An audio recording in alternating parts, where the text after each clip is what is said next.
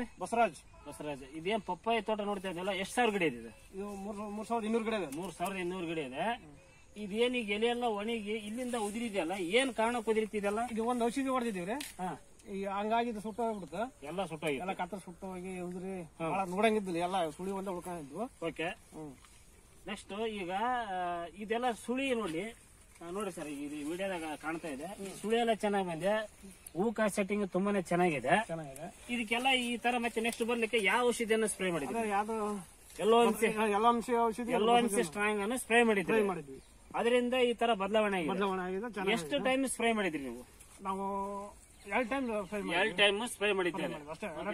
ಎರಡನೇ ಟೈಮ್ ಮಾಡಿರೋದು ಕಂಪ್ಲೀಟ್ ಈ ತೋಟ ನೋಡ್ರಿ, ಈ ವಿಡಿಯೋದಾಗ ಕಾಣ್ತಾ ಇದೆ, ಎಷ್ಟು ಚೆನ್ನಾಗಿ ಗ್ರೀನಿಶ್ ಬಂದಿದೆ, ಎಷ್ಟು ಚೆನ್ನಾಗಿ ಹೂಕಾಯಿ ಸೆಟ್ಟಿಂಗ್ ಆಗ್ತಾ ಇದೆ.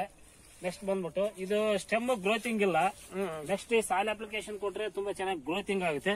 ಸೊ ಇದ್ರ ಮೂಲಕ ರೈತರಿಗೆ ಏನ್ ಹೇಳಕ್ ಇಷ್ಟಪಡ್ತೀರಿ ನೀವು? ಒಳ್ಳೆ ಚೆನ್ನಾಗತ್ತೆ ಮಾಡಂತ ಇಷ್ಟಪಡ್ತೀನಿ. ಇದನ್ನ ಮಾಡಿದ್ರೆ ತುಂಬಾ ಚೆನ್ನಾಗುತ್ತೆ. ಚೆನ್ನಾಗುತ್ತೆ. ಓಕೆ. ಈಗ ಹೆಚ್ಚಿನ ಮಾಹಿತಿ